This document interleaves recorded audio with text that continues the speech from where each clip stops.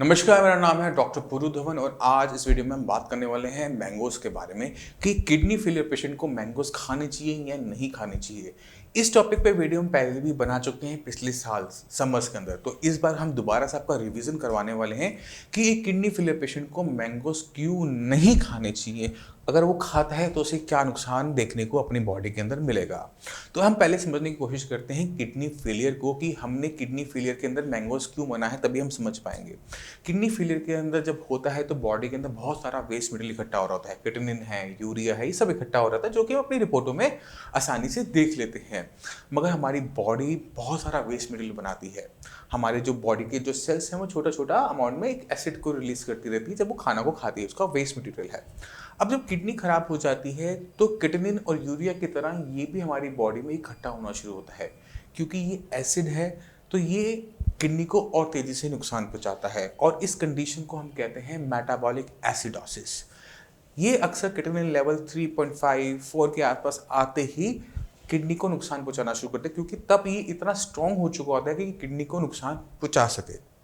इसी वजह से जब भी किसी किडनी फेलियर पेशेंट के अंदर हम क्रिएटिनिन के बढ़ते हुए लेवल देखते हैं तो 1 से लेकर 4 तक ये जो स्पीड होती है स्लो होती है।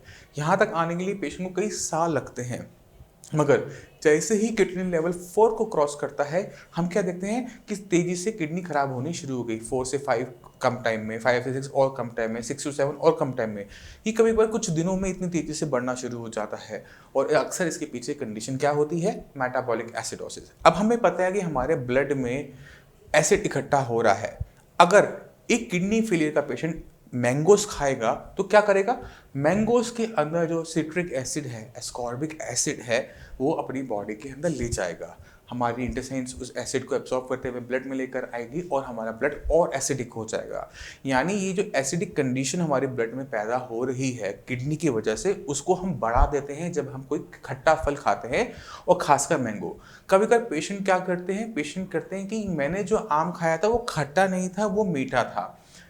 मैंगो आपको टेस्ट के अंदर मीठा लग सकता है मगर उसके अंदर ये सिट्रिक चीज़ें, एसिडिक चीज़ें होती हैं और वो आपकी इस कंडीशन को तेज़ी से ख़राब कर सकता है, बढ़ा सकता है मेटाबॉलिक एसिडोसिस को, और किडनी लेवल को तेज़ी से बढ़ा सकता है। क्योंकि किडनी जैसे डैमेज होगी तो हमें तो महसूस तो होगा नहीं, हमें तो वो चीज़ें सारी रिपोर्ट के अंदर देखने को मिलेगी। तो जितने भी किडनी फेलियर के पेशेंट हैं उनको आम पूरी तरह से मना है। जिनका भी ट्रीटमेंट साइंस इंजीनियरिंग से चल रहा है, श्रेयास से चल रहा है, वो गलती से भी किसी भी टाइप का मैंगो का सेवन नहीं करेंगे किसी भी कीमत में। ये मेरी आप सभी से रिक्वेस्ट है, क्योंकि हम बहुत मेहनत करते हैं एक किडनी फेलियर पेशेंट की कंडीशन को बेटर करने में। कभी कभार हम जो छोटी मोटी गलती अपने खाने पीने में कर जाते हैं उसका असर सीधा सीधा पेशेंट पे ही पड़ता है और डॉक्टर को कभी भी अच्छा नहीं लगता कि किसी भी पेशेंट का जिसको वो ट्रीटमेंट दे रहा है उससे क्रिएटिनिन लेवल बढ़े।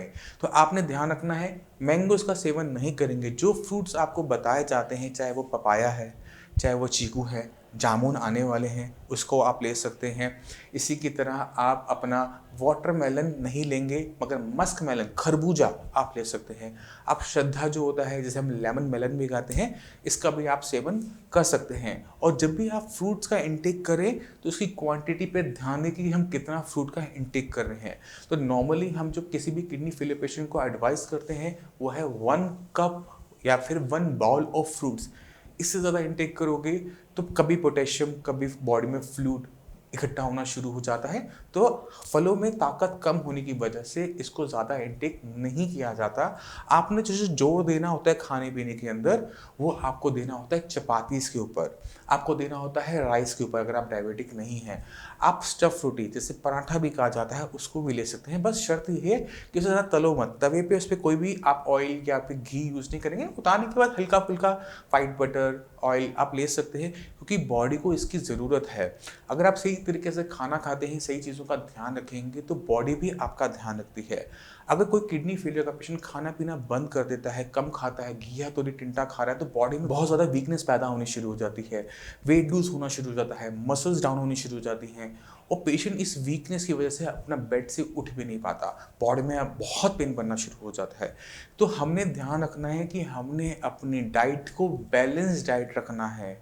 जो मैं आपको चीज़ें बताता हूँ आपने उसे फॉलो करना है। खाने पीने में किसी भी टाइप की कमी आपने नहीं छोड़नी। जिन चीज़ों को बंद किया गया है उन चीज़ों पर आपने ध्यान भी देना है। ये ना हो कि जो हम चीज़ें आपको मना करते हैं, जैसे खट्टे फल आपके हमने बंद करवा रखे हैं या फिर हमने बहुत ज़्यादा आपका नॉन-वेज बंद करवा रखा है, तो आपने इनको गलती से भी नहीं लेना। मैं उम्मीद करता हूँ इस वीडियो से आप सभी समझ गए होंगे कि हम क्यों आपके मैंगोज़ इस सीज़न बंद करवाते हैं। लोगों को बहुत पसंद होते हैं, बट मजबूरी में हमें काम करना पड़ता है। तो मैं आप सभी से आपका सहयोग की उम्मीद करता हूँ और उम्मीद करता हूँ कि इस गर्मी के सीज़न में हम ये सारी गलतियाँ नहीं करेंगे। अपना किटोन लेवल जो आपका डाउन चल रहा है उसे डाउन बना के रखेंगे कि हमारी जो कंडीशन है वो डे बाय डे बेटर होती चली जाए। कोई भी दिक्कत हो, कुछ भी पूछना चाहते हो तो नीचे दिए हुए नंबर पे कॉल कर साइंस इंजीनियरिंग डॉक्टर से आप कंसल्टेशन तो ले ही सकते हो। आप क्लिनिक पर आकर हमारी जो डॉक्टर्स की टीम है उससे भी आप मिल सकते हो। अब इसी के साथ आप सभी से मैं चलने की आज्ञा चाहूँगा। मिलते हैं अगली वीडियो में, तब तक के लिए धन्यवाद।